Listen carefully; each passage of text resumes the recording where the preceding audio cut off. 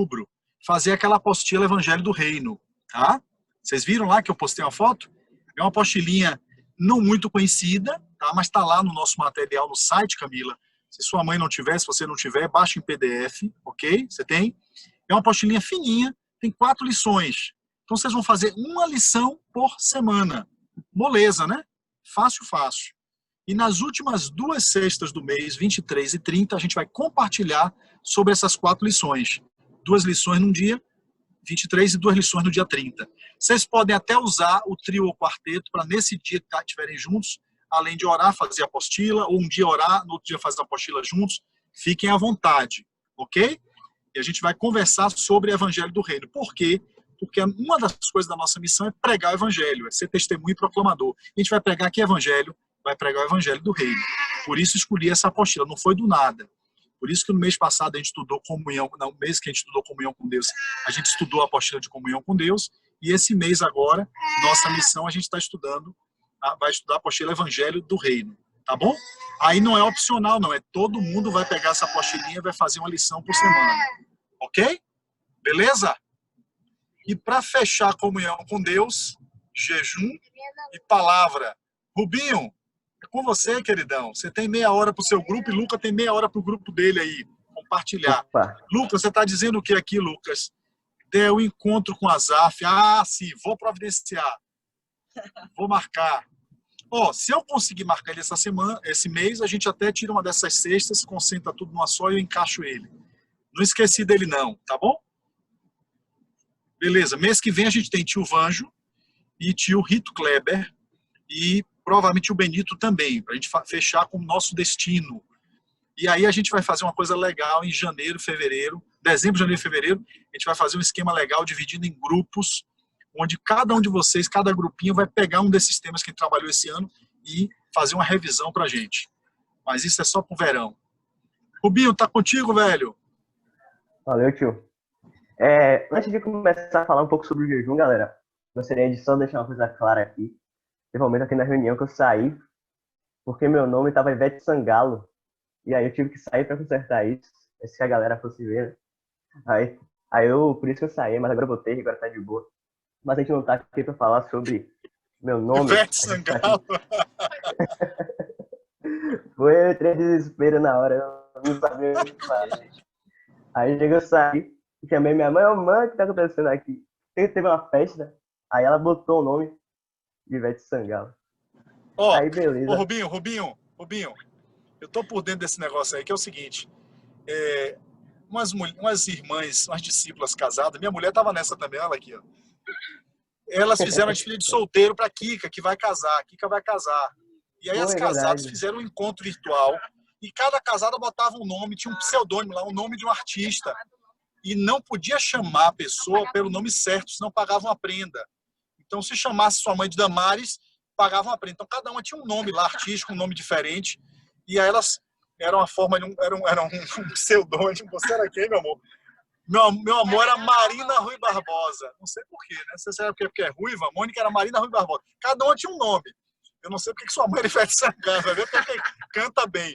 Então é por isso, gente, que o nome de Rubinho estava Ivete Sangalo, viu? Se tia mãe entrou com o celular dela aqui, é capaz de ter entrado Marina Rui Barbosa também, mas não era não, era Mônica Barros mesmo. Rubinho, tá contigo, velho? Pronto. Agora vamos falar um pouquinho sobre o jejum. Deixa Ivete Sangalo de lado por enquanto. Agora vou falar um pouquinho sobre o jejum, que é essa prática espiritual tão preciosa e poderosa na vida de discípulo, que quer ter cada vez mais comunhão, relacionamento com Jesus, com aquele que morreu por nós e ressuscitou. É sempre massa, é sempre importante lembrar. Eu acho que vocês também gostam de lembrar sempre disso. É que Jesus vive, Jesus é e Ele é suficiente. Jesus vive, Jesus é e Ele é suficiente em nossa vida. E o jejum é uma das formas mais poderosas e bonitas de demonstrar a suficiência de Jesus na nossa vida como discípulos. Não é à toa que o jejum é tão importante na nossa vida que o próprio Jesus, filho de Deus, jejuou enquanto estava aqui na Terra. E agora a gente vai ver um pouquinho mais sobre o que é o jejum. É importante jejuar, mas de fato, o que é o jejum em si? O jejum é uma Melhore seu penitência, o áudio um jejum é um pouquinho, Rubinho. castigo que a gente tem que pagar, porque... Rubinho, a gente está lhe ouvindo, mas você pode melhorar um Oi? pouco seu áudio aí, talvez aproximar o microfone. Veja aí, nós estamos te ouvindo, Opa. dá para ouvir, mas Tá se você melhor? puder melhorar o áudio, aí tá melhor. Se você puder deixar ele mais perto aí, Tá melhor? melhor, tá? Aí tá melhor, tá melhor. Fechou, fechou. Pronto. Vamos ver aqui a importância do jejum. Não é à toa que o próprio Jesus, nosso alvo de existência, jejuou. E tantas pessoas importantes na Bíblia que levavam Jesus como alvo, jejuaram também.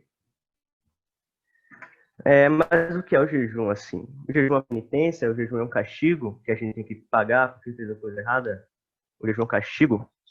Não, o jejum não é um castigo. O jejum é algo que, na verdade, nós fazemos porque é algo que nos anima a continuar nessa jornada de discípulos de Jesus. Porque o jejum nos leva para mais perto de Deus. O jejum é uma dieta, um regime que a gente deixa de comer para emagrecer? Não, não é. O jejum também não é uma dieta. Na verdade, se alguém chegar falando que está muito feliz porque fez jejum e emagreceu 10 quilos, que o Senhor ouviu a oração, podem ter certeza que, na verdade, a intenção dessa pessoa não era ter uma comunhão com Jesus. A intenção dessa pessoa era emagrecer. Não é à toa que tem um jejum chamado jejum intermitente. Vocês devem conhecer, devem ter em algum lugar, o jejum intermitente. E a gente vai ver agora o que é o verdadeiro jejum que Jesus fala na Bíblia. O jejum que Jesus fala é a palavra que Jesus usa no Novo Testamento, vem do grego nesteia e do hebraico tizon, que significa o seguinte: abster-se de comida como preceito religioso. Então podemos ver o seguinte: a motivação de quem jejua para o Senhor não deve ser emagrecer, não deve ser como jejum intermitente. Porque é o seguinte: se a nossa verdadeira motivação é estar com o Senhor, nosso relacionamento crescer cada vez mais com o Senhor, emagrecer pode ser uma consequência, mas não deve ser a nossa motivação verdadeira. A nossa motivação verdadeira deve ser ter um relacionamento mais íntimo com o Pai. Sim. Agora a gente vai ver um pouquinho da importância o porquê deixar de comer dessa maneira pode ser tão importante, pode ter tanto efeito no mundo espiritual. É o seguinte: quando a gente deixa de comer e beber para se aproximar de Deus, a gente está dizendo que a gente não precisa dessas coisas, a gente precisa do Senhor. Precisamos alimentar cada vez mais o nosso espiritual e a carne tem que a gente tem que abaixar cada vez mais a bola da carne e aumentar cada vez mais a presença do Espírito Santo na nossa vida. E o jejum é muito importante para fazer isso. Quando nós colocamos coisas listas de lado, como para comer, que até o próprio Senhor se agrada, porque Ele nos dá condições de comprar comida, Ele nos dá condições de comer, nós estamos dizendo o seguinte: isso não importa. Nada mais importa, e o resto tanto faz. É tipo a música da Priscila Alcântara, vocês conhecem. E a gente faz isso porque Jesus é suficiente na nossa vida e a comida e a bebida são apenas coisas que se acrescentam na nossa vida aos poucos. A verdadeira parte que importa é o espiritual, a verdadeira parte que importa é a parte divina, a parte que Jesus fala. Agora a gente vai ver um pouquinho, a gente vai responder essas perguntinhas que dá auxílio à meditação da catequese. E a primeira pergunta é a seguinte: o que Jesus ensina sobre o jejum? O que Jesus pensa sobre o jejum na Bíblia? Qual é a posição de Jesus em relação ao jejum? Bom, interessante, Jesus jejuou. Então deve ser uma coisa importante, né? Filho de Deus, Criador de todo o universo, jejuou, deve ser uma coisa importante. Deve ser algo que devemos fazer. Para responder essa perguntinha, eu vou pedir para que Mari Campos, está aí, Mari? Você pode ler Mateus 6, do 16 ao 18, por favor. Mateus 6, 16 a 18, né? Exatamente. A minha versão é um pouco diferente de todo mundo, eu acho, mas ok. Quando jejuarem, não faça isso publicamente como os hipócritas, que procuram parecer abatidos e desarrumados para serem notados pelos outros. Verdadeiramente, essa é a única recompensa que eles terão. Mas, quando você estiver jejuando, lave o rosto e penteie o cabelo, de tal maneira que ninguém perceba que você está em jejum, e sim apenas o seu Pai, que conhece todos os segredos, e ele recompensará você. Valeu, Mari. Aqui nesse texto a gente pode ver uns aspectos bem interessantes sobre o que Jesus fala sobre o jejum. O primeiro deles existe uma forma certa e uma forma errada de jejuar. A forma errada é como os fariseus e os escribas faziam. O que os fariseus faziam? Eles deformavam o rosto, eles se mostravam tristes enquanto estavam jejuando. E eles queriam mostrar isso para todo mundo. O que a gente pode ver é o seguinte, eles não estavam praticamente jejuando, porque quando você jejua, você quer um relacionamento mais íntimo com Deus. Eles estavam passando fome, ou pelo menos demonstrando que queriam passar fome, para que as pessoas vissem o quanto eles eram santos, o quanto eles eram considerados homens de Deus. Então, quando a gente for jejuar, a gente não precisa postar nos stories do Instagram, hora do jejum tá pago. A gente não precisa fazer isso, isso não é necessário na hora do jejum, porque o nosso Pai que está em secreto, é para ele que a gente jejua, a gente não jejua para fulano, para ciclano, nem para beltrano, a gente jejua para Deus. E é ele que está em secreto nos recompensará. Bom, a forma certa, como eu disse, temos que fazer em secreto. Temos que fazer para o Senhor e apenas para Ele. Temos que jejuar para aumentar nosso relacionamento com Ele. Quando a gente está aumentar nosso relacionamento, a gente não começa a falar com outra pessoa para que nosso relacionamento com outra pessoa que não é essa aumente. A gente fala com a pessoa que a gente quer que aumente nosso relacionamento. E assim o nosso relacionamento vai crescendo com o Senhor. Porque além da gente ouvir o Senhor, além de nós ouvirmos o Senhor, Ele quer que a gente fale com Ele. E isso é muito importante na vida de discípulo. E o segundo fato, a segunda coisa interessante de Mateus 6, 16 a 18 é o seguinte: existe uma recompensa para quem jejua da maneira correta e para quem jejua da maneira errada também. Jesus fala aqui que eles já receberam a recompensa devida. Qual é a recompensa devida de quem faz da maneira contraria da sua vida? Da maneira errada.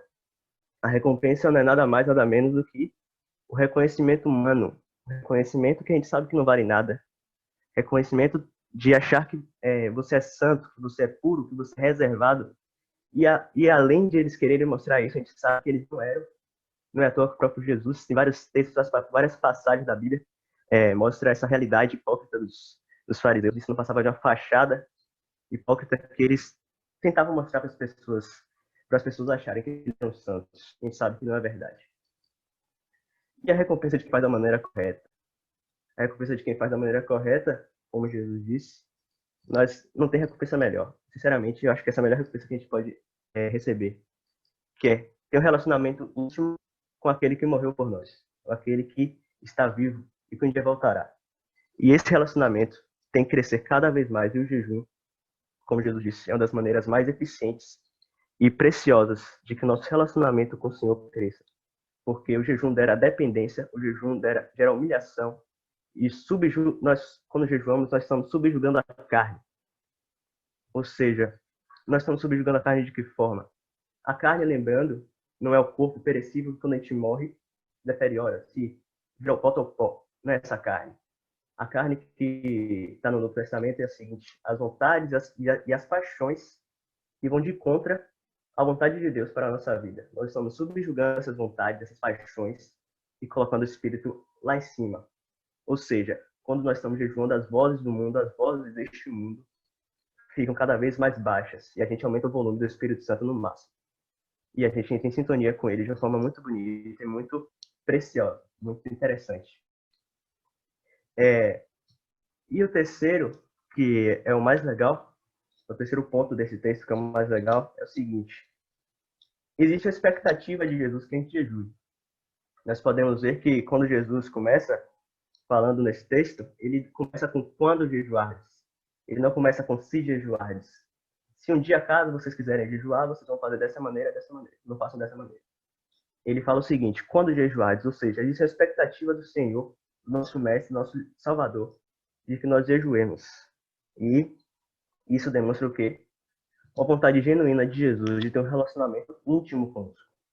Porque Jesus sabe da influência que o jejum tem na nossa vida, sabe dos frutos que ele proporciona na nossa vida espiritual. Ele sabe de tudo o que está envolvido com o jejum.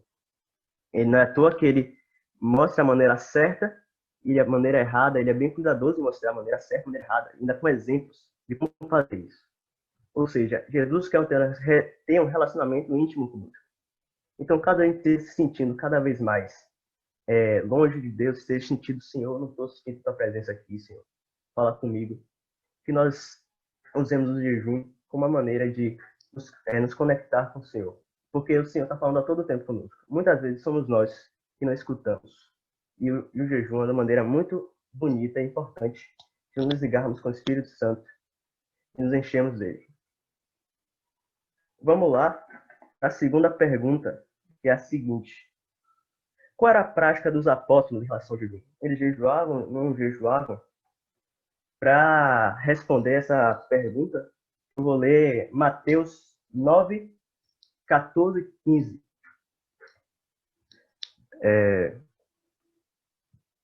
Beleza, eu vou ler aqui. Os discípulos de João Batista foram a Jesus e lhe perguntaram: por que os seus discípulos não têm hábito de jejuar, como nós, os fariseus? Jesus respondeu: por acaso os convidados de um casamento ficam de luto enquanto festejam com o noivo? Um dia, porém, o noivo lhe será tirado, e então jejuarão. Aqui a gente pode perceber o seguinte: os discípulos não jejuavam. Por que os discípulos não jejuavam? Porque quando a gente jejua, a gente quer buscar o Senhor. E no caso, a fonte de água viva estava do lado deles. Eles não precisavam ir no rio buscar água, se eles tinham a fonte do lado deles o tempo todo. Dri, o texto de agora foi Mateus 9, 14 e 15. Beleza? Eles não precisavam buscar, porque o noivo estava com eles, o noivo estava do lado deles o tempo todo. Porém, contudo, todavia, o noivo não está conosco agora. O noivo não está aqui, pelo menos fisicamente, porque sabemos que ele está em nós, sabemos que ele está por nós, sabemos que ele está conosco. Pode ter certeza que o Senhor está vendo o que a gente está fazendo aqui. Eu garanto que ele está muito feliz, eu garanto que ele está sorrindo para a gente. Ele está com cada um aí onde vocês estão, está dentro de nós. Glória a Deus, graças ao sacrifício de Jesus na cruz. Porém, ele não está fisicamente, e Jesus sabe muito bem da fraqueza do ser humano. O ser humano é muito visual, o ser humano muitas vezes não consegue ver. Não é à toa que os discípulos se desesperaram quando estavam no barco e Jesus estava dormindo. Eles tinham o Criador do universo ao lado deles. Só que eles olharam para onde? Eles olharam para a dificuldade. Eles não olharam para a solução. Foi esse o problema. E quando nós estamos jejuando, não que os problemas diminuam, mas eles se tornam cada vez menos barulhentos. Os problemas começam a fazer menos barulho na nossa cabeça. E a gente começa a ouvir cada vez mais a voz doce do Espírito Santo. E que é a voz que nos acalma, a voz que aumenta a nossa fé. Vamos ver aqui também, não tem a ver com as perguntas, mas é muito importante lembrar o seguinte.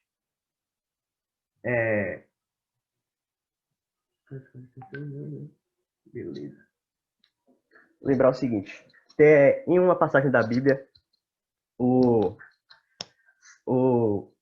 Jesus chega, né? E aí os discípulos estão lá tristes porque não conseguiram expulsar um demônio. Não conseguiram expulsar uma casta. E aí, os discípulos, o pai do menino que estava endemoniado, se debatendo no chão, chega para Jesus e fala: Senhor, tem misericórdia do meu filho, que ele está endemoniado. E seus discípulos não conseguiram expulsar esse demônio. E Jesus chega lá, dá uma dura nos discípulos, falando o seguinte: homens de pouca fé, como é pequena a vossa fé. Então Jesus, depois expulsa o demônio, na maior autoridade dele como filho de Deus. Ele expulsa o demônio, como de costume. E aí, depois disso, os discípulos vêm perguntar para ele: Senhor, por que não conseguimos expulsar tal demônio? Ele fala o seguinte: ele fala umas coisas, mas uma parte mais importante do texto, que a gente vai focar agora, é o seguinte: esse tipo de casta só sai com jejum e oração. Então a gente pode perceber o seguinte: dois aspectos nesse texto também. Jesus chega e fala: homens de pouca fé. E depois fala: esse tipo de casta sai com jejum e oração. Então a gente pode perceber o seguinte: jejum gera fé. Jejum gera fé porque nós estamos dependendo de Deus. Nós estamos abaixando a bola da carne, nós estamos aumentando o volume do Espírito em nossa vida. Então, estamos entrando em sintonia com a voz do Espírito Santo. E isso faz com que a gente gere fé em nosso coração, gere fé, gere temor. E o segundo aspecto interessante é o poder do jejum. Quando nós estamos jejuando, nós estamos nos afastando deste mundo aos poucos. Estamos nos afastando da parte da carne, a parte que tanto nos atrapalha, a parte que está conosco o tempo todo e que nos atrapalha o tempo todo. Mas sabemos também que temos o Espírito em nós o tempo todo e teremos para sempre. Isso nos ajuda a vencer a carne. E a carne, a carne pertence a esse mundo. E sabemos que este mundo jaz no maligno. A gente pode perceber o seguinte: a carne nos atrai para este mundo que jaz no maligno. E o maligno, no caso, tinha enviado um demônio para perturbar a vida deste jovem que estava se debatendo no chão, que os discípulos não conseguiram tirar. Então a gente pode perceber o seguinte: o jejum nos afasta deste mundo, e cada vez mais que nós nos afastamos deste mundo, as tentações são cada vez mais fracas, mas cada vez mais fracas, porque nos fortalecemos no Espírito Santo. E cada vez mais temos autoridade do Espírito Santo em nossa vida, porque a gente não vai estar falando por nós, a gente não vai estar falando por outra pessoa, então vai estar falando pelo Espírito Santo, vai estar falando pelo Filho de Deus. E isso é mais do que qualquer um pode desejar, eu garanto. E esses são alguns aspectos do jejum muito importantes e muito preciosos para a nossa vida como discípulo. Destacando aqui que se o jejum não vier acompanhado de oração, de leitura da palavra, ele pode ser apenas deixar de comer. Porque pense nesses 3 aspectos da vida de discípulo como um banquinho de 3 pernas. Se tiver jejum, não tiver oração e leitura da palavra, o banquinho cai. Se tiver oração da palavra, mas não tiver leitura da palavra nem jejum, o banquinho cai. Se tiver leitura da palavra, mas não tiver oração nem jejum, o banquinho cai. Vocês podem até perceber que se você botar 2 pernas nesse banquinho, ele vai cair de qualquer forma. Ou seja, vai estar faltando alguma coisa importante e essencial na nossa vida de discípulo de Jesus. E na nossa vida de discípulo de Jesus, a gente quer ser o quê? Parecido com Jesus. Uma das maneiras de nos afastar deste mundo e nos ligar com o Senhor é o quê? Jejum. Então, jejuemos. E agora eu vou passar a palavra para meu amigo Juan Moreira, que vai falar um pouco quais são os propósitos do jejum, e depois o Câmbio vai falar quais são os tipos do jejum. Está contigo, irmão. Amém, meu caro. Amém. Primeiramente, respondendo a terceira pergunta, que quais são os propósitos do jejum. Bom, existem 6 propósitos. O primeiro, que eu vou falar agora, é que é a santificação individual. Primeiramente, eu vou ler o texto de Salmos 35:13. Mas, quando estavam enfermos, a minha veste era pano de saco. Humilhava a minha alma com jejum. Lembrem dessa palavra, humilhar. Ela está muito ligada com jejum. Humilhava a minha alma com um jejum, e a minha oração voltava para o meu seio. Bom, quando a gente jejua, a gente está nos humilhando. A gente está, como o Rubem falou, a gente deixa o que é mais importante para a gente, que é o alimento, para a gente nos alimentar da palavra, que é por isso muito importante, quando a gente está jejuando, a gente está em oração. Porque a gente deixa de se alimentar das coisas desse mundo, da carne, beber.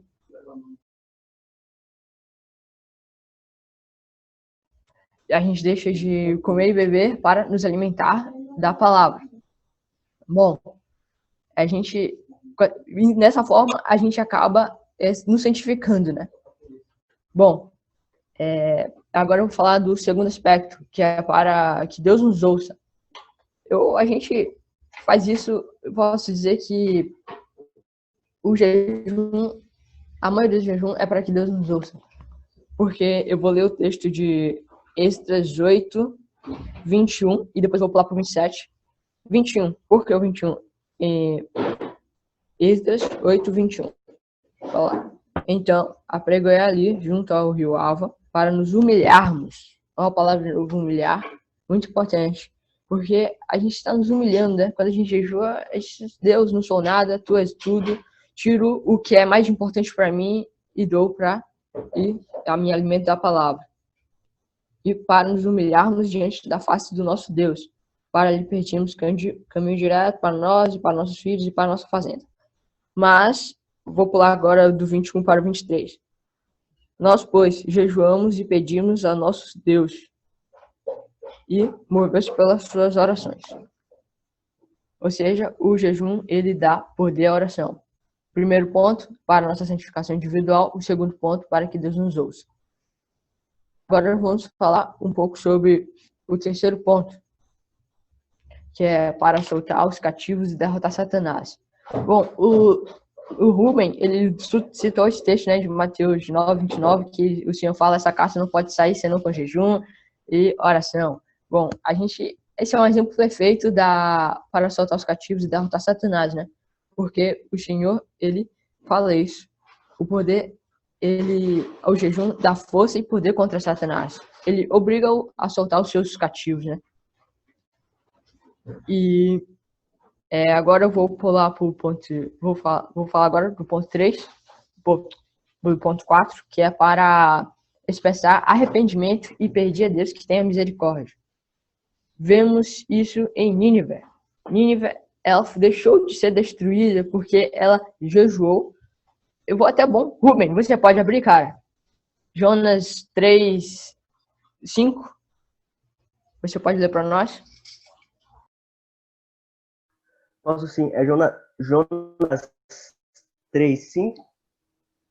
E depois você leu 10. Ah, beleza. Não. Para resumir, para não ficar muito grande. Ah, entendi. 3. Os habitantes de Nínive creram em Deus, e desde o mais importante até o mais humilde, declararam jejum e se revestiram de pano de saco. Quando Deus viu o que fizeram e como deixaram os seus maus caminhos, voltaram atrás e não os destruiu como havia ameaçado. Amém, amém. Então, Nínive deixou de ser destruída porque porque se arrependeram dos seus pecados. Mostrou arrependimento, e também o jejum serve para isso, para você mostrar arrependimento. Estou arrependido, Senhor, me perdoa. O jejum serve para isso. Agora, também vamos falar do ponto 5. O primeiro ponto, deixa eu repetir aqui. O primeiro ponto, para a santificação individual. O segundo ponto, para que Deus nos ouça. O terceiro ponto, para soltar os cativos e derrotar Satanás. Quarto ponto, para expressar arrependimento e pedir a Deus que tenha misericórdia. O quinto ponto, para receber entendimento da revelação de Deus. Bom, Daniel, a gente vê isso em Daniel 9, do 2 ao 3. Daniel 9, do 2 ao 3. No ano primeiro do seu reinado, eu, Daniel, entendi pelos livros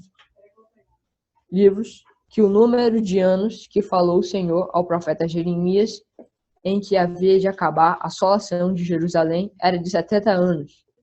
Eu dirigi, aqui no versículo 3, eu dirigi o meu rosto ao Senhor Deus, para buscar com oração e rogos, e jejum, e pano de saco e cinza. Ou seja, ele teve uma revelação da palavra de Deus porque ele jejuou. Então, o jejum, um dos propósitos do jejum é para receber revelação e entendimento da palavra de Deus. Agora a gente vai para o ponto 6, na verdade, que é para subjugar o corpo. Como eu falei, o jejum, ele nos humilha a nossa alma. A gente deixa aquilo mais precioso para nós para se alimentar da palavra. Então, aí a gente deixa as coisas dessa carne para alimentar do espírito. Eu vou ler o 1 Coríntios 9. 1 Coríntios 9, 27. Antes, subjugo o meu corpo e reduzo a servidão, para que pregando... Peraí.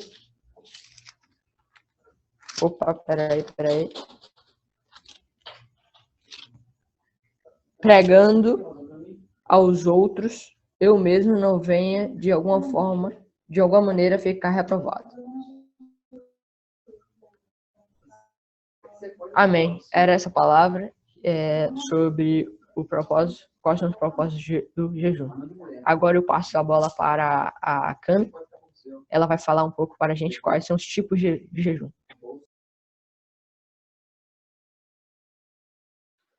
Oi, boa noite, gente. Para quem não me conhece, meu nome é Camila. E eu vou falar sobre os tipos de jejuns e no finalzinho vou dar umas dicas sobre jejum. Bom, vou separar o tema em tópicos. Primeiro eu vou começar falando sobre o jejum total, o completo. Depois falar sobre o jejum normal, o jejum parcial, também conhecido como o jejum de Daniel, o jejum em grupo. E é isso, vou falar sobre esses temas. Primeiramente, quero falar minhas referências, onde eu peguei as minhas informações, né? Eu tive a ajuda de Timundinho, de Raimundo Brasil, ajuda da Bíblia, claro. E eu também tive a ajuda desse livro daqui, que é O Poder Secreto da Oração e do Jejum. Bom, então eu vou começar, né? Primeiro tipo de jejum é o jejum total, também conhecido como completo. O que é o jejum total completo? É a abstenção total de comida e água, ou seja, não ingerir nenhum líquido e nenhum tipo de alimento. Bom, esse jejum dura no máximo 3 dias. Por quê? Porque ficar sem beber líquido durante 3 dias pode trazer grandes e graves riscos à saúde, inclusive danificar gravemente os nossos órgãos internos. Mas existiram pessoas que fizeram um jejum por muito mais tempo, que são os jejuns sobrenaturais, né? Jejum de 40 dias, né? Sem comer nada e sem beber nada. Entre eles estão Moisés e Elias. Vou falar aqui umas referências, mas eu não vou ler o texto, porque eu tenho bastante coisa para falar. Então, para quem quiser anotar, o de Moisés está em Deuteronômio 9:9 e em Êxodo 34:28. E o de Elias está em 1 Reis 19:8. Bom, voltando ao outro tipo de jejum, que é o de 3 dias, que é o que o nosso corpo... Bom, vou falar isso depois, né? Bom, quem fez esse jejum na Bíblia, né? Esther fez esse jejum de 3 dias, juntos com os judeus de Suzã, que está em Esther 4:6. Esdras fez esse jejum também, em Esdras 8:21. E como é esse jejum? O jejum de 3 dias, normalmente é o jejum de desespero, um jejum de urgência, uma coisa que a gente precisa na hora, né? É uma resposta, assim, de Deus, né, sobre o tema, né? Então, as pessoas que eu falei, que fizeram jejum de 40 dias, sem comer e sem beber, foram guiadas por Deus, né? Então, não significa que a gente não consiga fazer um jejum de 40 dias. A gente consegue, sim, Deus pode, sim, suprir a gente em 40 dias, mas a gente tem que ter certeza de que realmente Deus está levando a gente a fazer esse jejum de 40 dias. Bom, esse foi sobre o jejum de 40 dias. O jejum completo, desculpa. Bom, temos também agora o jejum normal. O jejum normal é o que a gente conhece mais, que é o jejum de que a gente fica sem comer, mas a gente continua bebendo água, né? Ou seja, a gente não tem esse de beber comida, né? Tipo uma sopa ou nada. Tem que realmente apenas água. Então, esse jejum, se você fizer mais de 3 dias, tem umas pessoas que tomam algum chá ou uma coisa assim para fortalecer, ou mel na água, um exemplo, para fortalecer o corpo. Uma dica importante é quando você fizer um jejum por mais de 3 dias, é sempre evitar cafeína, porque isso pode fazer mal. Bom, sobre esse jejum normal, uma suposição é que o jejum que Jesus fez foi esse daí, o normal, que ele fez por 40 dias, é uma suposição. Por quê? Porque Satanás, quando foi tentar ele, tentou pela comida e não pela água. Eu achei uma suposição bem interessante, porque quando a gente está com muito tempo sem beber água, o primeiro que o corpo pede é a água, né? Antes da comida. mas é apenas uma suposição, a gente não tem certeza, né? Bom, o próximo jejum é o jejum parcial, que é também conhecido como jejum de Daniel. Como é o jejum parcial? Ele é recomendado para pessoas que estão começando na prática do jejum ou pessoas com algum problema de saúde. Algumas pessoas que serem impossibilitadas, né, de fazer. Então, ele pode ser como uma refeição, pode ser, ou pode ser como fez Daniel, que está em Daniel 10, de 2 a 3. E como foi o jejum de Daniel? Ele deixou de comer carne e outras coisas saborosas, comendo apenas vegetais e água. Outros exemplos na Bíblia também temos Elias, em 1 Reis 17, que ele só comia bolos de trigo e azeite. João Batista, em Mateus 3, 4, que ele comia gafanhotos e mel silvestre. Uma coisa que eu achei muito legal é que sempre quando eu falava gafanhotos, eu pensava que eram gafanhotos insetos, né? Mas não é exatamente isso. Gafanhoto é o nome de um fruto que tinha lá na época, que ainda tem, que é a farroba, para quem não conhece.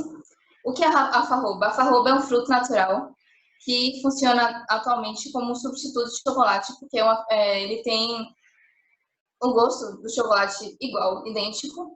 Então, tem gente que substitui isso em vez de chocolate e ele é naturalmente doce. Não tem açúcar nem nada, assim, ele é doce naturalmente e não tem cafeína.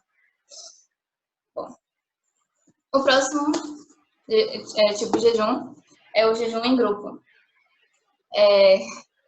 O jejum em grupo é quando várias pessoas se unem, né, em jejum por algum tema, certo? Eu vou citar alguns textos, alguns textos não, algumas pessoas na Bíblia que fizeram jejum. Bom, temos o jejum de Nínive, que já foi citado aqui também nas apresentações. O jejum que foi proclamado pelo profeta Esdras. Temos o jejum de Esther, que eu falei também. E temos também o jejum que Josafá chamou para Israel fazer, que está em 2 Crônicas 20. E também temos o de Joel. Bom, eu vou falar uma frase que eu achei muito, muito legal, se vocês quiserem anotar. Bom, é assim, o jejum em grupo é uma bomba nuclear espiritual altamente eficaz para derrubar a fortaleza do inimigo. Vou repetir de novo, porque essa frase é muito... O jejum em grupo é uma bomba nuclear espiritual altamente eficaz para combater e derrubar a fortaleza do inimigo. O próximo tema, eu vou esclarecer algumas coisas sobre o jejum. É um tema que é bem... Ai, desculpa. Assim, algumas pessoas se confundem, né? Que é o tema jejum de coisas materiais. Porque, assim, se a gente for olhar na Bíblia, não temos nenhuma vez falando sobre um jejum que não seja nem de comida e bebida, que seja de outra coisa. Tipo, alguém fala assim, estou fazendo jejum de celular, estou fazendo jejum de filmes. O nome não é jejum, no caso. Não significa que isso não é bom fazer, é realmente bom, como a gente já viu várias vezes, né, aqui no Teams, sobre redes sociais, sobre filmes e séries, né? É muito bom realmente a gente ficar um tempo sem celular, para ter mais tempo, estar com a família, estar com Deus principalmente, né? Mas o nome em si não é jejum. Ou seja, jejum de filme, não. Jejum de filme, séries, maquiagem, redes sociais, jogos, essas coisas. O nome não é jejum, né? E a outra coisa que eu queria falar também é sobre voto. Que é um tema também que eu também me confundia muito sobre voto. O que é voto? Voto é uma responsabilidade, uma promessa que se faz com Deus, certo? Na Bíblia mesmo, temos... Não, temos exemplos de voto.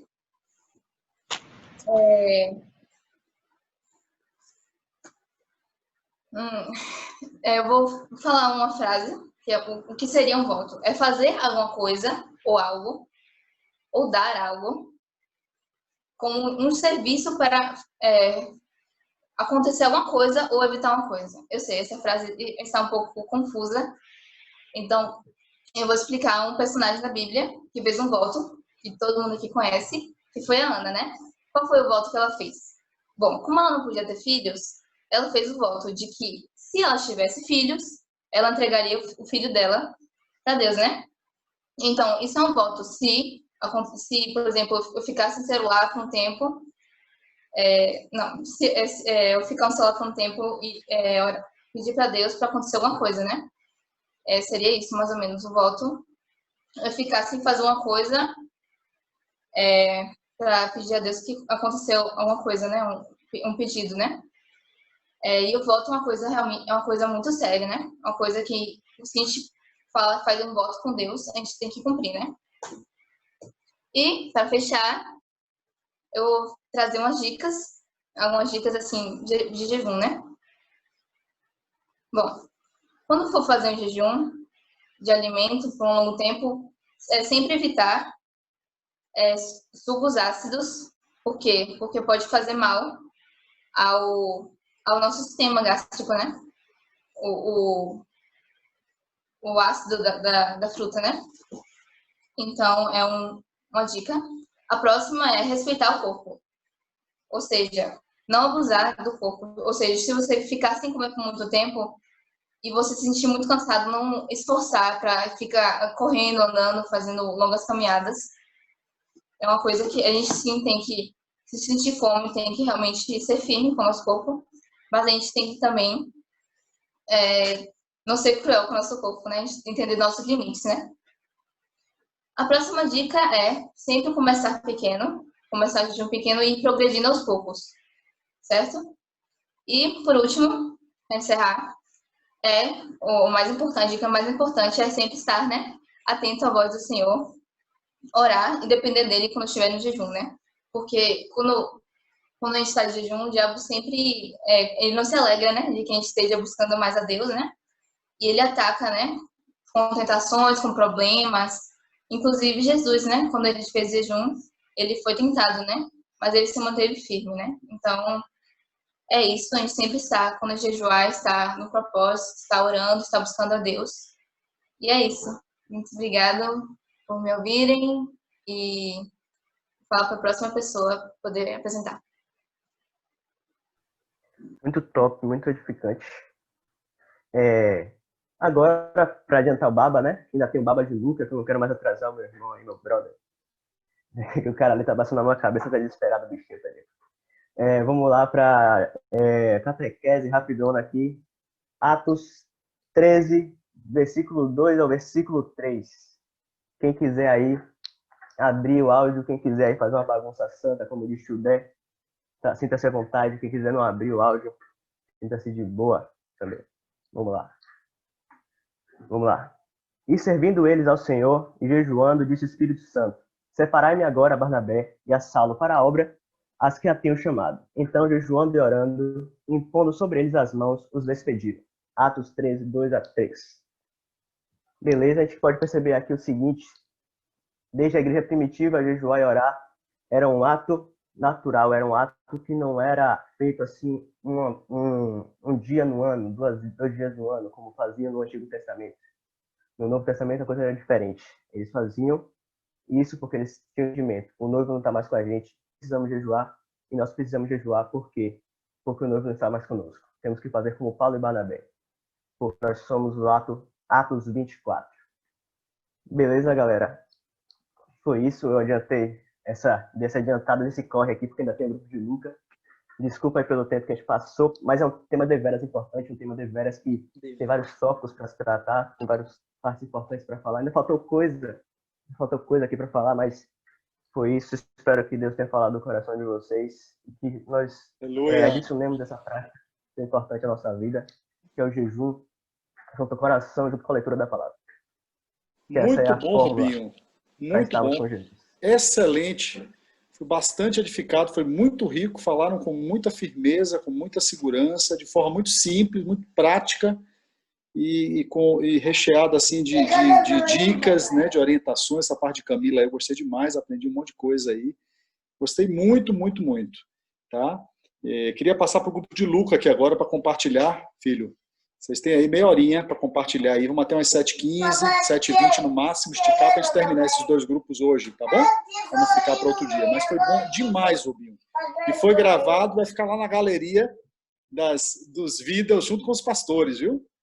Junto com o Marcos Moraes, com o Benito, tá Rubinho e seu time aí também, que foi bastante edificante, tá bom? Bom demais. O Senhor abençoe, tá? Muito bom. Só chegar aqui no meu lugar. Todo mundo aí preparado? Galera aí do meu grupinho da apostila sobre palavra. Peraí. Gente. Pronto. Então, gente, a gente ficou com 2 liçõezinhas, né, sobre a palavra de Deus. E tem muitos textos, e não vai dar tempo pra gente ler tudo, né, porque, inclusive, como a lição é da palavra, parece que eles reforçaram os textos. Tem uns 12, 13 textos só na primeira lição. Na segunda tem mais uns 7. Então não vai dar tempo muito de a gente ler os textos. Mas quem quiser depois ler os textos em casa. E a primeira pergunta que ele faz pra gente é: o que é que a Bíblia é pra você? O que é que a Bíblia significa pra você? E aí primeiro eu gostaria de falar o que é que a Bíblia não é, o que a Bíblia não deve ser. Então a Bíblia não deve ser, primeiro, um artefato ou um item decorativo. Tem gente que deixa a Bíblia lá aberta assim, ó, Salmo 23 na sala, puf, fica bonitinho, fica massa de enfeite. Mas a Bíblia não é para ser um artefato, não é para ser um item decorativo. Seja na sua sala, ou seja no seu braço. Você pode andar com a Bíblia assim, pô, que Bíblia bonita. Segunda coisa que a Bíblia não deve ser: uma roupa chique. Sabe o que é uma roupa chique? É uma coisa que você acha massa, sua mãe gosta, mas que você usa raramente. Então, a Bíblia não deve ser uma roupa chique. Algo que a gente raramente pega e fica lá guardado pegando poeira. Que a gente só pega para ir no domingo lá na igreja, só pega para ir no retiro, só pega para aparecer aqui no Teams. A Bíblia deve ser algo que esteja andando o tempo todo com a gente, colado no nosso coração. Não colado no nosso braço, porque ela pode estar no nosso braço fechado, mas colado no nosso coração. E a terceira coisa que a Bíblia não é, isso é uma coisa que a gente vê que Satanás está tentando tornar a Bíblia isso. Satanás sabe que a Bíblia é algo poderosíssimo. E uma coisa que a Bíblia não é um livro de contos. Não é um livro de histórias que não foram verdade, mas que contém uma certa moral dentro. A Bíblia não é. A Bíblia, você tem que ler a Bíblia crendo, tirando as parábolas de Jesus, quando ele conta, onde claramente ele fala, isso aqui é uma parábola, isso aqui é uma história. Mas você não deve ler a Bíblia como um livro de contos, como se fosse mais um Irmãos Green, onde tem uma moral boa, uma moral legal, coisas para sua vida, mas que não realmente aconteceu.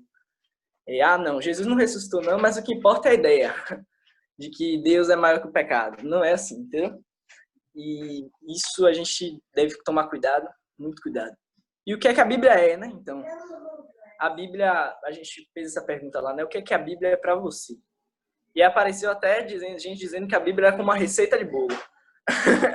Eu não entendi depois, bloqueei, mas fala que era receita de bolo. Mas aí eu separei 3 coisas que resumiram mais ou menos o que a nossa galerinha falou. Então, a primeira coisa que saiu bastante, né? Lâmpada. A Bíblia, ela é lâmpada. E Davi fala isso, né? Lâmpada para os meus pés é a tua palavra e luz para o meu caminho. E pensar que naquela época Davi tinha apenas o Pentateuco, que eram aqueles 5 livros iniciais da Bíblia. Imagina ele falando dos 5 livros assim, ó. Lâmpada para os meus pés. E eu acho que se ele tivesse hoje, ele ia falar que era um farol. Não é nem uma lâmpada mais, é um farol. Porque a Bíblia hoje ainda é muito mais completa, depois com Jesus. Então, a Bíblia é lâmpada. O que é que a lâmpada faz? Ela ilumina o nosso caminho. A lâmpada não é aquela coisa que fica guardada, como eu falei, né? Não é aquela coisa que a gente deixa desligada, mas é aquela coisa que nos guia. É aquela coisa que quando tudo está escuro, ela por si mesma ela brilha e ela ilumina e ela nos leva a caminhar. Ela nos impede de cair e mostra onde estão as coisas ruins. Então passa uma cobra, se você tiver com a lâmpada, você vê a cobra, você se desvia, você afasta a cobra com a lâmpada. A luz, todo mundo liga a fogueira para 2 coisas na floresta. A primeira coisa é para você se aquecer, né? A segunda é para você afastar bicho. Então a lâmpada ela tem esse negócio de afastar o mal. Pronto, então lâmpada. Segunda coisa que a gente falou bastante também, que a Bíblia é um manual de vida. A Bíblia, ela é uma receita de um cristão bem-sucedido, a Bíblia. E se você lê, né, as cartas de Paulo, o Antigo Testamento, tudo isso aí é um manual de como você deve viver aqui na Terra. Ele te ensina por que você deve viver, mostrando Jesus, toda a história, e como você deve viver.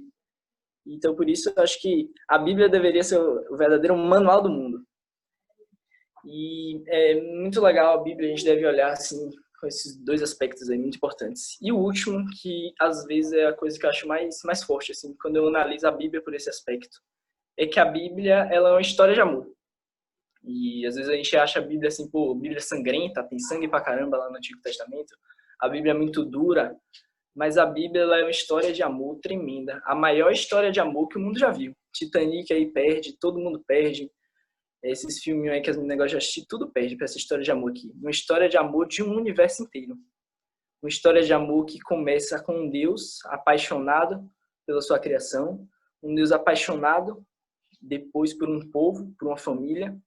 Essa família vai crescendo via tribos, povos, e depois ele, gostei dessa galera, vou querer o mundo inteiro.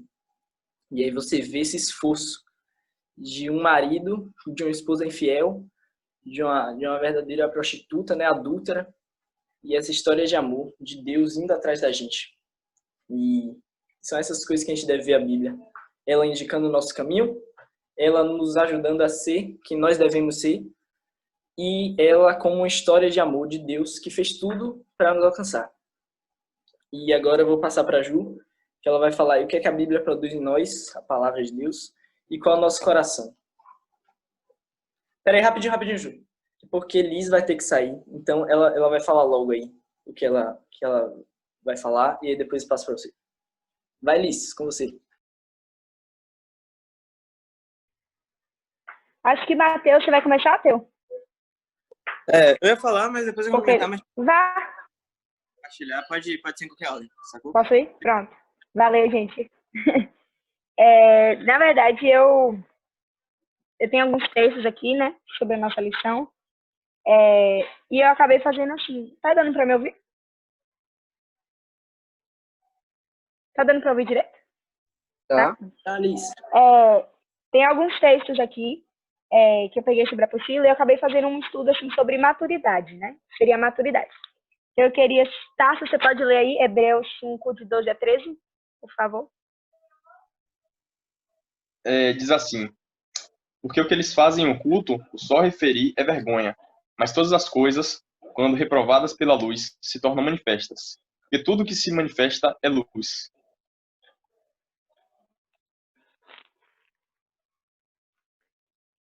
Peraí que eu tô na dúvida se era esse texto, gente, peraí.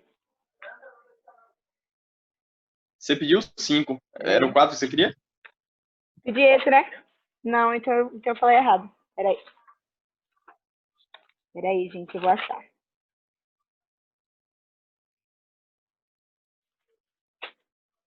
Enfim. O outro, Tasha. Hebreus 4, 13. Até que todos cheguemos à unidade de fé e do pleno conhecimento do Filho de Deus, a perfeita varonilidade, à medida da estatura da plenitude de Cristo. Amém. Aí nesse texto, né, ele fala que o objetivo, né, de questão da palavra e tal, é de a gente chegar todos à unidade, né, a unidade da fé e a unidade do conhecimento de Jesus. Então, isso tem bem a ver com a palavra de Deus. Então, assim, tem um texto aqui, cadê? Peraí. Daí. Aqui. Diz assim. Embora a essa altura vocês já devessem ser mestres, vocês precisam de alguém que lhes ensine novamente os princípios elementares da palavra de Deus. Estão precisando de leite, não de alimento sólido. Quem se alimenta de leite ainda é criança e não tem experiência no ensino da justiça. Mas o alimento sólido é para os adultos, os quais, pelo exercício constante, tornaram-se aptos para discernir tanto o bem quanto o mal. Aí esse texto, né, que estava na apostila, ou que alguém trouxe quando estava conversando, fala disso, né? Fala de que eles ainda estavam imaturos na palavra. que eles ainda precisavam que alguém ensinasse a palavra de Deus para eles. E aí a gente parou assim para pensar, tipo assim, o que seria ser imaturo, né, na palavra? O que seria a maturidade? E aí é muito interessante que sobre o que está falando, né, sobre a plenitude, a gente chegar à medida da plenitude, da estatura de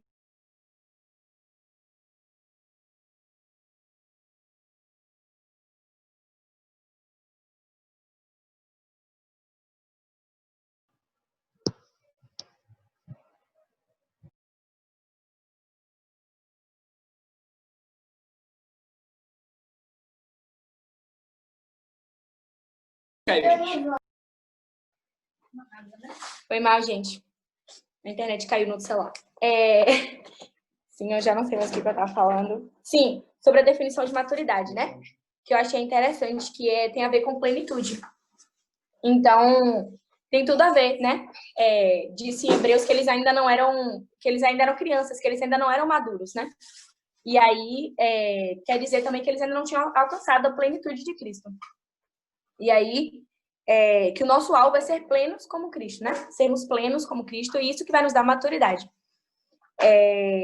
Colossenses 2, de 8 a 15. Ju, tá com você? Eu acho que foi pra você que eu dei. Tá comigo, amiga. Colossenses 2, de 8 a 15. Diz assim: Tenham cuidado para que ninguém os torne escravos por meio de argumentos sem valor, que vêm da sabedoria humana. Essas coisas vêm dos ensinamentos de criaturas humanas e dos espíritos que dominam o universo, e não de Cristo. Pois em Cristo, como ser humano, está presente toda a natureza de Deus, e por estarem unidos com Cristo, vocês também têm essa natureza. Ele domina todos os poderes e autoridades espirituais. Por estarem unidos com Cristo, vocês foram circuncidados não com a circuncisão que é feita no corpo, mas com a circuncisão feita por Cristo, pela qual fomos libertados do poder da natureza pecadora. Pois, quando vocês foram batizados, foram sepultados com Cristo, e no batismo também foram ressuscitados com Ele, por meio da fé que vocês têm no grande poder de Deus, o mesmo Deus que ressuscitou Cristo.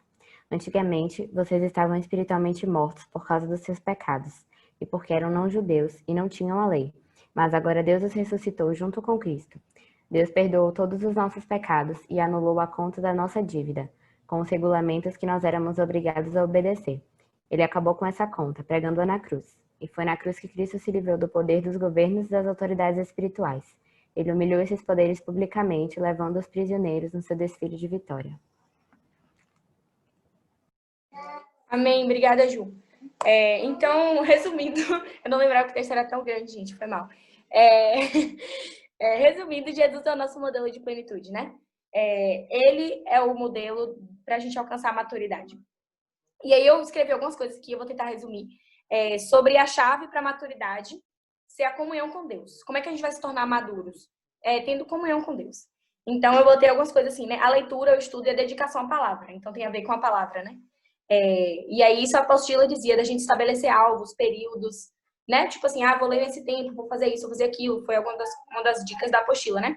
E também a questão da catequese. Então, também se dedicar à oração, jejum, aos louvores, tem tudo a ver com o que a gente já vem conversando, né? Nos últimos encontros. Se exercitar também na obediência a Deus, que é a prática da palavra. O pregar. Pregar é a prova, né? Se estamos ou não catequizados. Se a gente vai saber falar ou se a gente não vai, né? E as juntas e ligamentos, que são a edificação do corpo de Cristo. E aí eu destaquei aqui algumas provas de maturidade, né? Que seria essa condição de plenitude, que é o que Jesus quer que a gente alcance, a plenitude dele, né? A maturidade. E aí algumas provas que são destacadas em Hebreus, naquele texto que eu li, né? É a capacidade de ensinar a outros. Ele fala, né? Cadê? Aqui. Quem se alimenta de leite ainda é criança e não tem experiência no ensino da justiça. Então, em outras palavras, ele está dizendo que quem não é criança tem experiência no ensinar, né? Então, uma prova de maturidade é a capacidade de ensinar os outros sobre a palavra de Deus. A outra capacidade é de discernir o bem e o mal, né? Pelo exercício constante, tornaram-se aptos para discernir tanto o bem quanto o mal. O conhecimento dos princípios elementares, né? Que fala aqui que eles precisavam ser instruídos novamente nos princípios elementares da palavra de Deus. E aí também a gente seguir conhecendo, né? Andar de maneira digna do Senhor e não ser levado por qualquer doutrina. Foram essas coisas aí, né? Então, eu destaquei 6. A capacidade de ensinar a outros, a capacidade de discernir o bem e o mal, o conhecimento dos princípios elementares, andar de maneira digna do Senhor, que é agradar a Ele, né? Não ser levada por qualquer doutrina e seguir no conhecimento de Deus.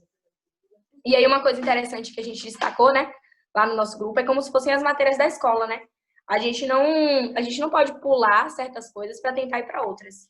Eu tinha muito isso em matemática, eu não gostava de ir para os exercícios difíceis antes de ir para os fáceis. Se não chegar nos difíceis, eu não sabia fazer. Então, eu falava, professor, eu preciso fazer todos, senão eu não consigo fazer os difíceis. E aí eu ia, tinha que fazer os fáceis, porque senão não dá. Mas, ao mesmo tempo, eu não podia parar nos fáceis. Eu não podia fazer simplesmente os fáceis, senão eu não ia aprender nunca os difíceis. Então, a gente não pode estagnar no conhecimento de Deus, mas também a gente não pode pular etapas, senão a gente não sabe a base, né? Então, a gente tem que saber a base, como foi dito aqui em Hebreus, né? Que era preciso saber os princípios elementares, mas que a gente tem que seguir, né? Se tornando apto a discernir o bem e o mal, se tornando apto a ensinar os outros, e as outras coisas que eu falei, né? Então, essas são as provas de maturidade, assim, que eu achei destacadas em Hebreus, e que são alcançadas pela comunhão com Deus. Na verdade, de tudo isso que a gente vem falando, né? E aí, como era da palavra, também pela leitura da palavra. Né? Então, eu achei muito interessante, assim, que a gente estava falando sobre plenitude, ou sobre maturidade no grupo, e no final uma coisa tinha a ver com a outra. Então, eu achei bem interessante essa ligação. Ser maduro é ser pleno, e o que Jesus quer que nós sejamos é plenos nele, né? Tem muito isso, hoje, fulano é pleno e tal, e Jesus era a pessoa mais plena, né? E ele era maduro, porque uma coisa tem completamente a ver com a outra. Então, achei isso bem interessante, e era isso mesmo que eu queria compartilhar. Obrigada, gente. Matheus, só antes de você entrar, a gente vai... É melhor a gente fazer na ordem mesmo, porque o de Ulisses, como não teve muito a ver com a do 2 mesmo, foi... Não, velho, mas completo, mas não, tipo assim, eu vou completar com dela, entendeu? E aí, tem dela? Então fale aí. Não, é porque tem a ver, sacou? Porque senão vai ficar, tipo, muito solto o que eu vou falar. Tá dando pra entender? Mas sim, tipo assim, o que eles falou aí foi, tipo assim, muito interessante. O que ela falou muita coisa, mas o que eu queria trazer, assim, também, era meu testemunho. Tipo assim, do que a palavra mudou em minha vida, sabe? Porque no início, tipo assim, eu me batizei, né, beleza? Aí comecei a ver minha vida com Deus. Só que eu preferia muito mais estar orando do que estar lendo a Bíblia. Não sei se já aconteceu com vocês ou acontece assim, mas eu preferia muito, muito mais orar do que ler a Bíblia. Porque orar é algo mais prático, assim, ler a Bíblia você para, lê a Bíblia, tem que ler de novo, ler até entender. Às vezes você tá voando, aí você tem que ler de novo, até entender, entende? Esse negócio tipo assim. E aí, tipo assim, eu sempre orava, eu me abria para Deus, etc. Só que sempre ficava faltando uma coisa. Tipo assim, eu falava, mas faltava Deus falar. Porque é muito menor quando você tá orando, Deus fala com você, do que quando você tá na Bíblia. É porque a Bíblia foi, tipo, literalmente a palavra de Deus, entende? Então, tipo assim, eu fui orando. Só que aí eu percebi exatamente isso. Que faltava Deus falar. E aí eu comecei a ler a Bíblia. Eu comecei a ver que na Bíblia tinham palavras de esperança, tinha palavras que eu precisava para minha vida. E eu fui começando a ver, tipo assim, eu falava com o Senhor, e aí do nada veio um texto na minha mente, e aí eu abri a Bíblia, e era exatamente aquilo que, tipo, tinha super a ver com o que eu tinha falado. É como se tivesse completado. Eu pergunto algo para Deus, e a resposta tá, tipo, num trecho que eu li, sacou? E aí que eu me liguei, nisso que eu acabei de falar, que Deus fala através da Bíblia. E aí, dessa forma, eu fui adquirindo mais intimidade com Ele, sacou? E aí eu fui crescendo em amor a Ele, crescendo sabe, em conhecimento dele. Não que eu seja grande coisa hoje, né, mas, enfim. Eu sei que um dos principais motivos também de eu ter começado a ler a Bíblia foi eu querer entender mais de Deus também. Porque eu tava desenvolvendo um relacionamento ali com um amigo. Não era tipo assim com um supermercado, assim, Deus, me dê sei lá, tô com fome, Deus, eu quero um choquito, sei lá, um negócio assim. Aí, tipo, eu fui desenvolvendo esse relacionamento com Deus de amizade. E aí a Bíblia fez parte de tudo isso. E tudo que está escrito nela tem um objetivo. E é o objetivo de nos ensinar e nos trazer sabedoria. Então, essa é a parte mais prática que eu queria trazer para vocês. Porque às vezes a gente fala e fica muito no abstrato. Fica muito assim, na mente. Mas quando a gente traz para a prática, quando você fala o que você está realmente entendendo, é muito diferente. E é muito difícil. Você vai começando a ver que, até como um dos tios falou numa live antiga, que o Espírito Santo vai usando o que você leu para falar para as pessoas. Isso é como um armazém, que você pode usar isso para pegar para as pessoas. para dar um texto para a pessoa e que vai mudar a vida dela. Então, era isso que eu queria trazer mesmo. Pode continuar aí, Lucas.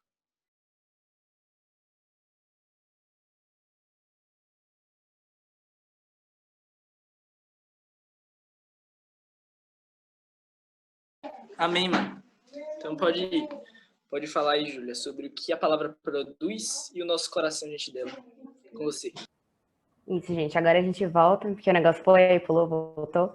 Mas aí o que eu falo é a continuidade do que o Lucas tinha dito, né? Porque o Lucas falou do que a palavra representa pra gente, né? E a palavra de Deus representa realmente tudo isso que ele falou. Mas ela não só representa, como ela realmente produz algo em nós. A palavra do Senhor não é vazia, né? A palavra do homem, quando a gente fala, muitas vezes não produz nada ou produz até confusão, né? Quando a gente vai falar alguma coisa para uma pessoa, a pessoa entende errado. Mas a palavra de Deus não. A palavra de Deus, ela é poderosa e ela produz vida na gente, né? E aí, nessa lição, ele separa basicamente 6 pontos principais. A palavra de Deus produz muitas coisas na gente, mas aqui são basicamente 6 pontos principais do que é que a palavra faz com a gente. O primeiro ponto diz que a palavra de Deus nos alimenta. E realmente é verdade, a palavra de Deus ela nos alimenta. E a própria Bíblia diz, né?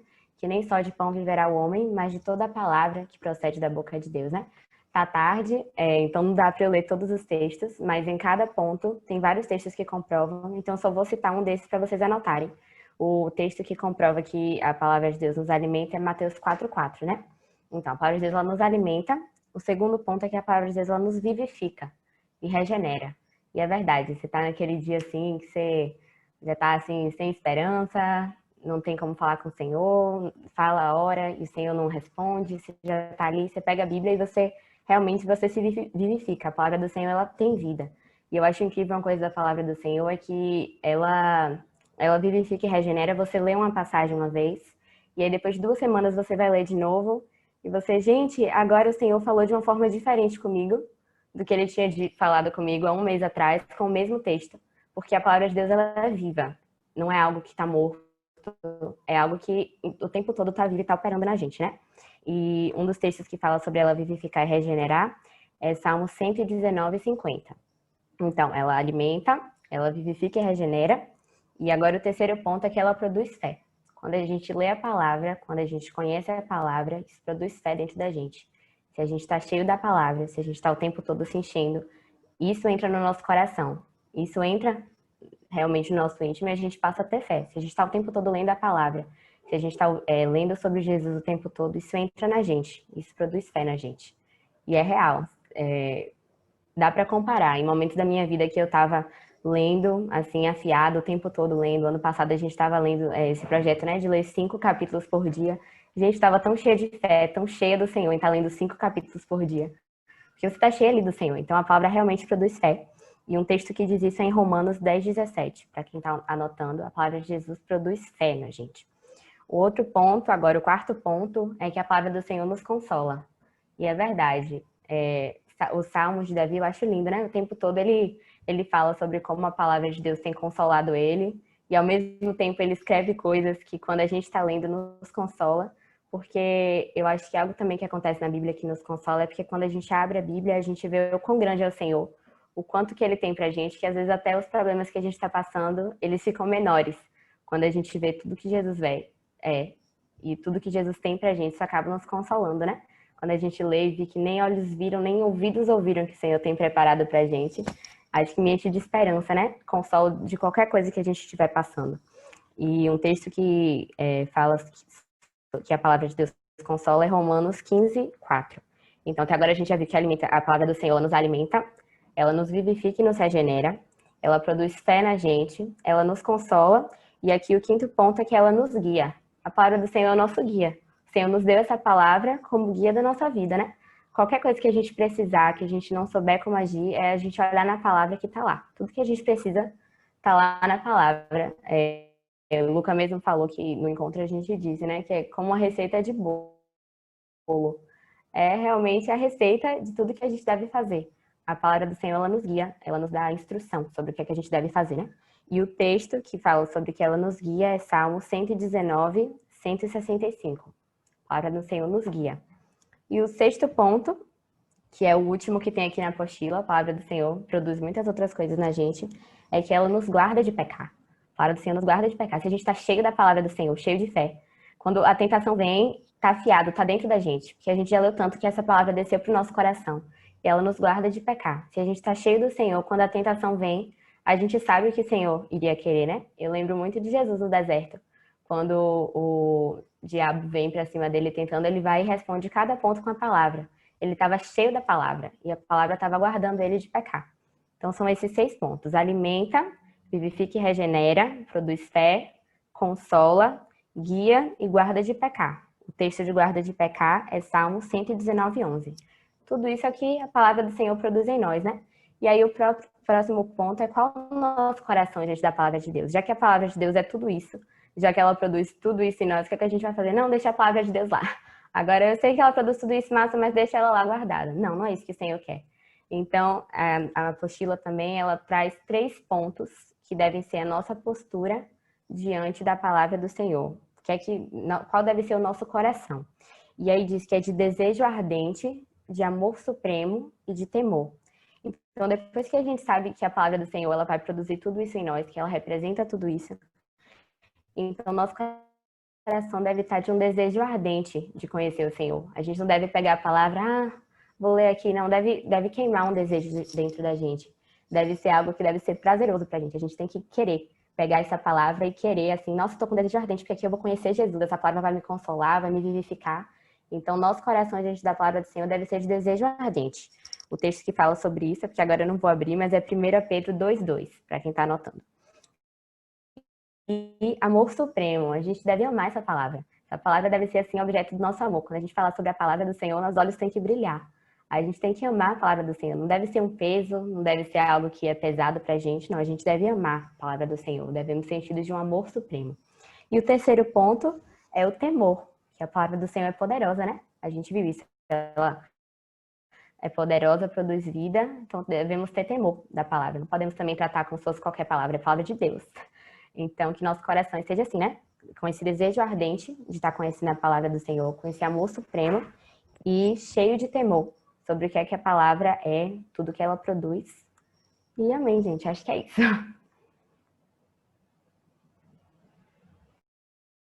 Show. Alguém aí da nossa equipe, Matheus? Alguém tem outra coisa aí a acrescentar antes de a gente fazer a catequese? Nada não? Então vamos, hein? A catequese é o seguinte. É uma pergunta e um texto. A pergunta é, o que a palavra produz em nós? A gente vai falar tudo isso que a Ju falou nessa frase aqui, ó. A palavra de Deus nos alimenta, vivifica, produz fé, consola, guia e guarda de pecar. Então vamos lá? Eu pergunto, vocês respondem, viu? O que a palavra de Deus produz em nós?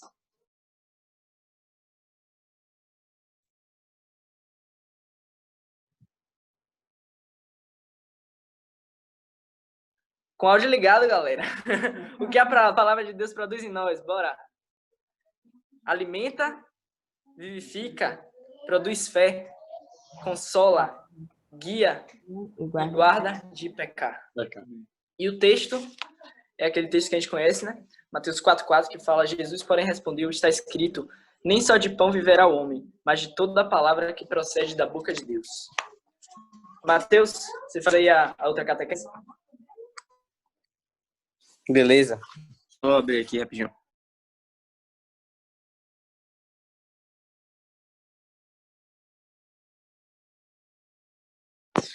Beleza, vamos para a memorização. Em que o discípulo deve ser instruído? Ó, o discípulo deve ser instruído e catequizado em todo o conselho de Deus. Vamos todos juntos em coro. O discípulo deve ser instruído e catequizado em todo o conselho de Deus. Aí. Vamos repetir? Em que o discípulo deve ser instruído? Um discípulo deve ser instruído. Catequizado em todo o conselho de Deus. Em todo o conselho de Deus.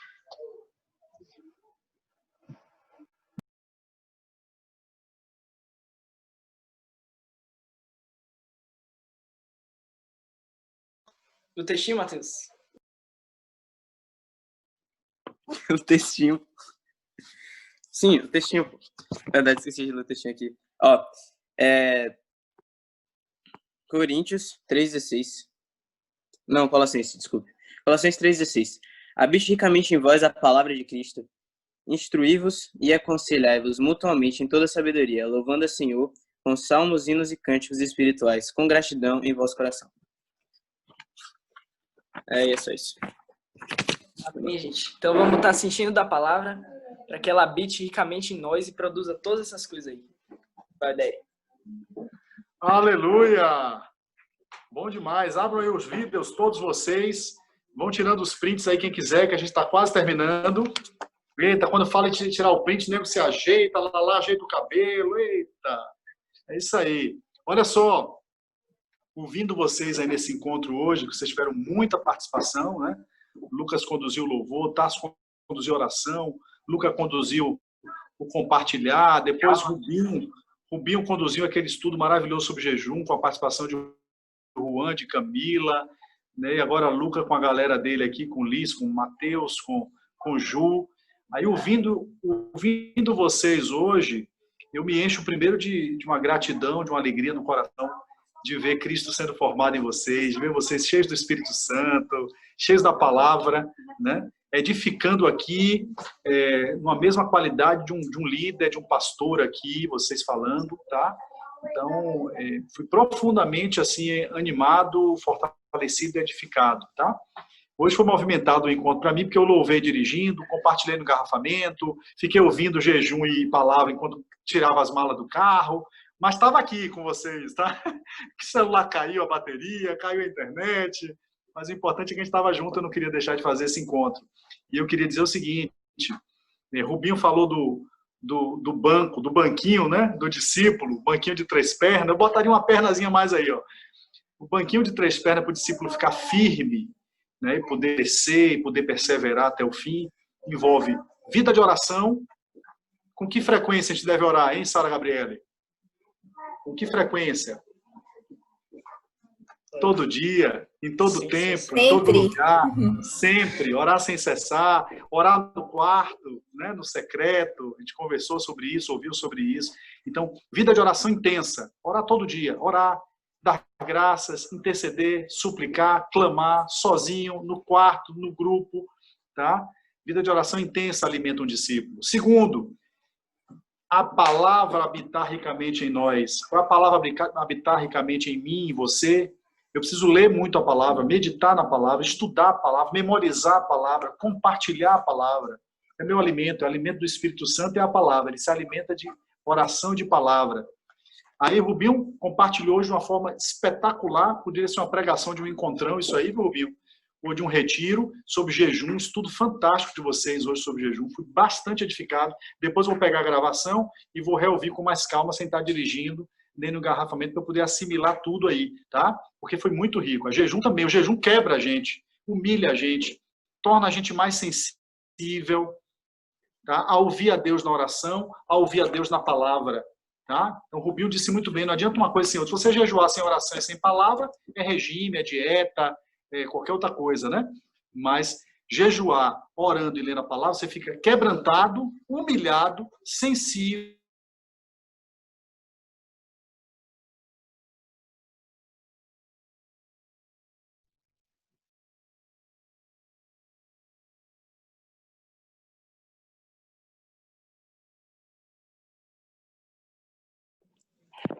Tio,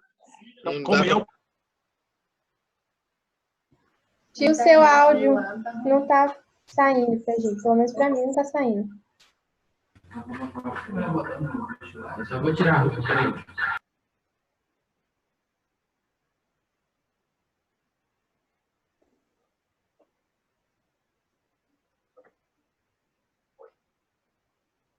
Corpo.